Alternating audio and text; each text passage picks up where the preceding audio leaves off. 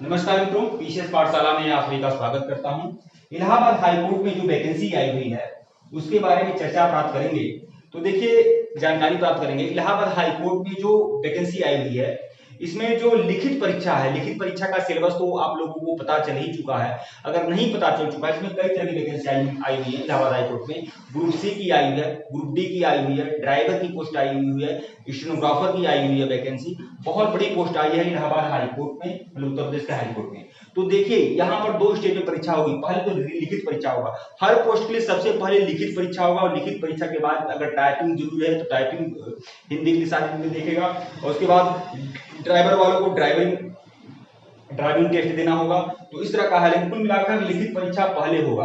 तो लिखित परीक्षा कैसे बीट करें, कैसे आप लिखित परीक्षा पास करें इलाहाबाद हाईकोर्ट में जो भी वैकेंसी आई हुई है उसको कैसे लिखित परीक्षा को पास करें, उसके बारे में यह वीडियो है। मतलब रणनीति क्या हो, तो सबसे पहले आपको बता दें, इसका जो सिलेबस है समान है, चाहे किसी भी पोस्ट का हो, चाहे आपका ड्राइवर का पोस्ट हो या ग्रुप सी का पोस्ट हो, ग्रुप डी का पोस्ट हो या स्टेनोग्राफर का पोस्ट हो। लिखित परीक्षा का सिलेबस जो है पूरी तरह से समान है। हाँ, अलग बात है कि पोस्ट के हिसाब से प्रश्नों की जो गुणवत्ता है वह बढ़ जाएगी। कोई लो प्रश्न हो सकता है, कोई हाई प्रश्न हो सकता है, मतलब प्रश्नों का लेवल बढ़ जाएगा, लेकिन सिलेबस समान है।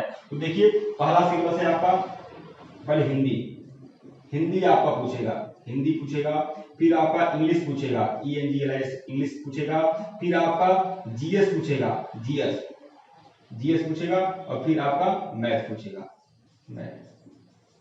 तो और प्रश्न, यह कितने प्रश्न होंगे? यह आप 25-25 प्रश्न होंगे, 25-25 प्रश्न होंगे, 25-25 प्रश्न होंगे, 25-25 प्रश्न होगा आपका।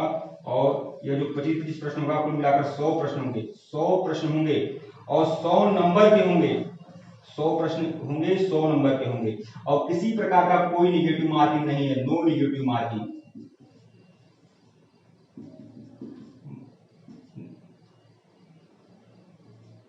किसी प्रकार का कोई निगेटिव मार्किंग नहीं है आपका। और प्रश्नों की जो समय होगा, अवधि होगी, यह आपका 90 मिनट होगा, 90 मिनट होगा। हाँ, और यह आपका OMR बेस आपका परीक्षा होगा, मतलब कंप्यूटर बेस नहीं होगा, OMR बेस होगा। तो आप देख लीजिए, यह आपका सिलेबस है। और यह कैसे प्रयास करिए यार कि 100 में से कम 100 में से 92-93 नंबर पाएंगे अगर आप, तो पूरी तरह से सिलेक्शन होगा। 100 में 92-93 का टारगेट आप लोग रखिए, क्योंकि माइनस मार्किंग भी नहीं है।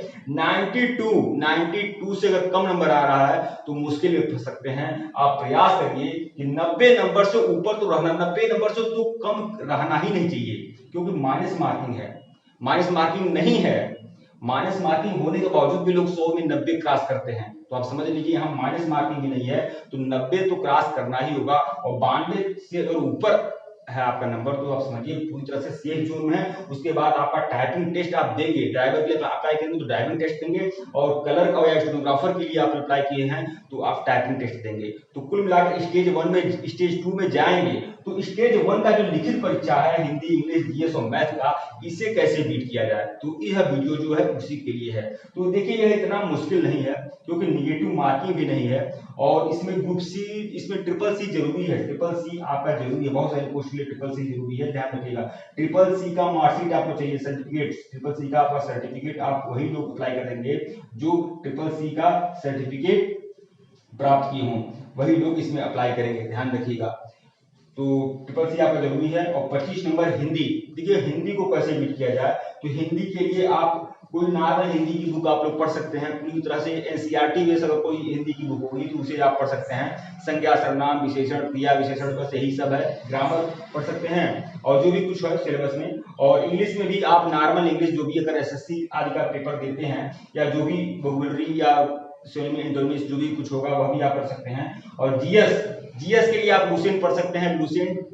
लुसेंट आपका पर्याप्त है, पूरी तरह से इनफ है इसको कंप्लीट करने के लिए। अगर लुसेंट आप अच्छे से पढ़े हुए हैं, या करंट अफेयर, अगर करंट अफेयर की तैयारी आप कर रहे हैं तो स्पीडी पब्लिकेशन की जो बुक आती है वह एकदम रामबाण है, वन लाइनर होती है, पूरी तरह से आप चार्ट मारिए, वहां से ज्यादातर करंट अफेयर के उसमें 5-10 प्रश्न आता है, तो समझ लीजिए 10 में से आपके 8 या 9 प्रश्न आपको इस पीडी फंसा देगा, ध्यान रखिएगा। और मैथ के लिए आप जो भी बुक आप पढ़ते हो वही पढ़ लीजिएगा, कोई दिक्कत वाली बात नहीं है। तो कुल मिलाकर यह आपका लिखित परीक्षा पूरी तरह से निकलेगा, डंके की चोट पर निकलेगा, इसमें कोई दिक्कत नहीं है। और लिखित परीक्षा के बाद अगले वीडियो में हम चर्चा करेंगे कि आपका जो टाइपिंग टेस्ट है वह कैसे टाइपिंग टेस्ट आपका पूरी तरह से भीड़ हो, तो उसके बारे में चर्चा अगले वीडियो में करेंगे। और सिलेबस अगर आप देखना चाहते हैं ग्रुप सी का, ग्रुप डी का या फिर स्टेनोग्राफर का, तो लिंक डिस्क्रिप्शन में दिया गया है, आप जाइए पूरा का पूरा फुल सिलेबस देखिएगा। धन्यवाद आप लोग को।